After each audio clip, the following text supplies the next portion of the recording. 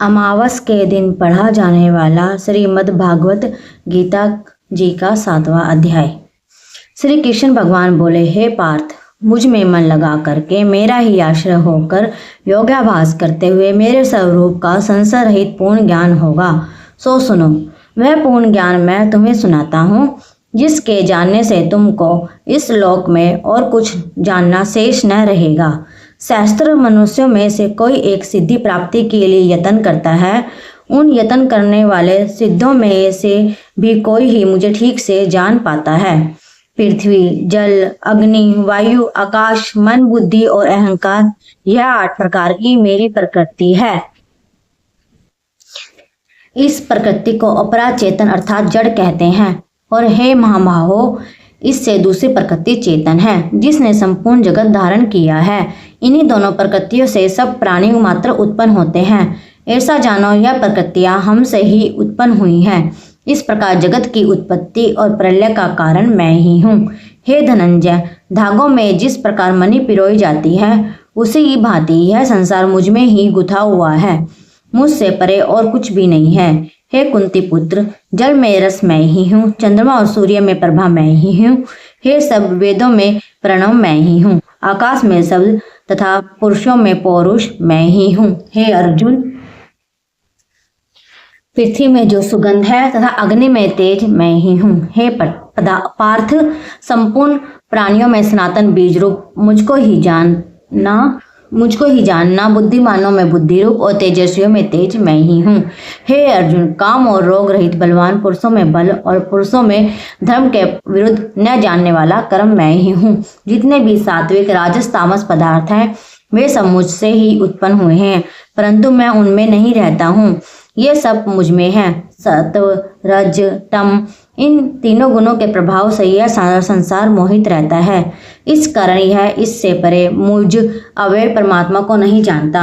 मेरी यह गुणमयी और दिव्य माया अत्यंत दुष्कर है। जो मुझको अनन्य भाव से बचते हैं, वे इस माया को पार कर जाते हैं। जो पापी, मूढ़, नराधम, माया ने जिनका ज्ञान हर लिया है और आसुरी भाव ग्रहण किए हुए हैं, मुझको नहीं पाते हैं। हे भारत श्रेष्ठ अर्जुन, 4 प्रकार के जीव मुझको बचते हैं: दुख्या, जिज्ञासु, ऐश्वर्य की कामना करने वाला और ज्ञानी। जिनमें मुझे सदा एकाग्र चित्त और केवल मेरी भक्ति करने वाले ज्ञानी पुरुष श्रेष्ठ लगते हैं, क्योंकि मैं ज्ञानी को अत्यंत प्रिय हूँ और वह मुझको प्रिय है। यद्यपि ये सभी श्रेष्ठ हैं, तथापि ज्ञानी तो मेरी आत्मा ही है, क्योंकि वह मुझ में मन लगाकर मुझको ही सर्वोत्तम गति मान मेरा ही आश्रय ग्रहण करता है। जिन अनेक जन्म के अनंतर ज्ञानी मुझे पा लेता है, ऐसा महात्मा अत्यंत दुर्लभ है, जो सब जगत को वासुदेव में समझे। अपनी अपनी प्रकृति के नियम के अनुसार मनुष्य भिन्न भिन्न काम वासनाओं के अज्ञान में डूबकर उन फलों की चाहना से उन अन्य देवताओं के अधीन होकर उनकी उपासना करते हैं। हे अर्जुन, जो भक्त श्रद्धापूर्वक जिन जिन देवताओं का पूजन करना चाहते हैं, उन पुरुषों की उस श्रद्धा को मैं दृढ़ कर देता हूँ। वह इस श्रद्धा से युक्त होकर उस देवता की आराधना करता है, फिर उसको मेरे ही रचे हुए कर्म फल प्राप्त होते हैं, परंतु उन अल्प बुद्धि वालों का फल नाशवान है। देवताओं की आराधना करने वाले देवताओं को मिलते हैं और भक्त जन मुझ में मिल जाते हैं। मेरे अव्ययी, अविनाशी, अत्युत्तम स्वरूप को न जानकर मन बुद्धि लोग मुझ अव्यक्त को व्यक्त यानी कि देहधारी मानते हैं। मैं योग माया से आच्छादित होने के कारण सबको नहीं दिखता हूँ। उसी से मूढ़ लोग अनादि तथा अविनाशी मुझको नहीं जानते। हे अर्जुन, मैं भूत, भविष्य और वर्तमान के सब प्राणियों को जानता हूँ, पर मुझे कोई नहीं जानता। हे भारत, हे प्रथम, इच्छा और द्वेष से उत्पन्न होने वाले सुख, दुख आदि द्वंद्वों के मोह से जगत के सभी प्राणी भ्रम में फंस जाते हैं।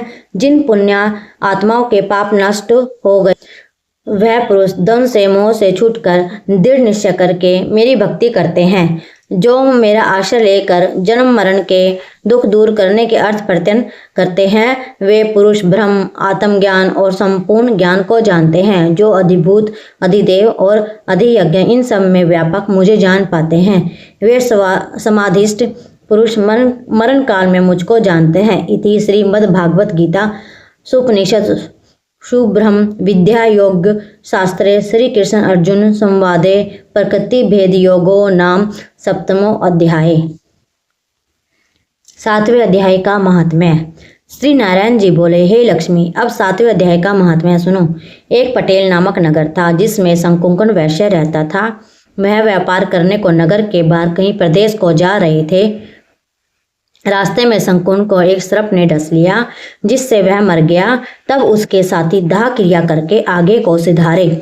जब लौटकर घर में आए तो उसके पुत्र ने पूछा, मेरा पिता शंकुकन कहाँ है? तब उन व्यापारियों ने कहा, तेरे पिता को सर्प ने डस लिया था सो वह मर गया, और यह पदार्थ तेरे पिता का है सो तू ले। पुत्र ने कहा, जिस सर्प ने मेरे पिता को काटा है मैं उसको मारूंगा। उन व्यापारियों से कहा, चलो वह ठोर मुझे बताओ जहाँ मेरा पिता शंकुकन मरा है। व्यापारियों ने उसे वहां ले जाकर खड़ा कर दिया। देखा तो वहां एक बांबी है जिसे वह कुदली से खोदने लगा। जब छेद बड़ा हुआ तो वहां से एक सर्प निकला। सर्प बोला, तू कौन है और मेरा घर क्यों खोदता है? उस बालक ने कहा, मैं शंकुकन का पुत्र हूँ। जिस सर्प ने मेरे पिता को मारा है मैं उसको मारूंगा। तब सर्प ने कहा, हे पुत्र, मैं तेरा पिता हूँ, तू मुझे इस अधम देह से छुड़ा और मुझे मत मार। यह मेरे पूर्व जन्म का कर्म था सो मैंने भोगा।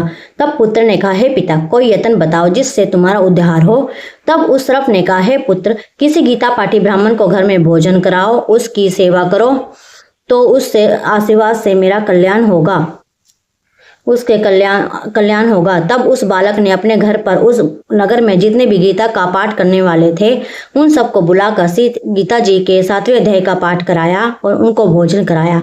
तब उन ब्राह्मणों ने आशीर्वाद दिया। तब वह तत्काल अधम देश को छोड़कर देवदेही पाकर विमान पर चढ़कर आकाश मार्ग को जाता हुआ अपने पुत्र को धन्य कहता हुआ वैकुंठ धाम को प्राप्त हुआ। जय हो श्रीमद् भागवत गीता की 7वां अध्याय। जो भी यह 7वां अध्याय अमावस के दिन पढ़ता है उनके पितरों को मुक्ति प्राप्त होती है। जय श्री वासुदेवाय नमः।